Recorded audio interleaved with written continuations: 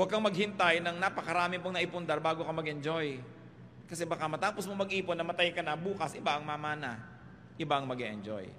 So kaya may naipon ka kay wala, kaya marami kay konti, learn how to enjoy the day.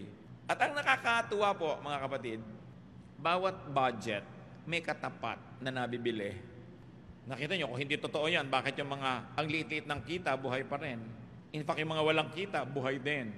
Because sabi nga ng isang pelikula, ano ba yan, Jurassic Park, life finds a way. So may katapat ang lahat. Sabi nga nila, pusali man ay may katapat na langit. So tatandaan mo yan, pusali man ang kalagayan mo, may katapat kang langit, marunong ka lang tumingin. Napakahalaga, nag-e-enjoy tayo niyan. So, babaan ang kaligayahan, hindi laging tinatasan. At ang pinakamahirap niyan mentally, alam niyo kung masyado kayong marunong, halos wala na kayong makausap.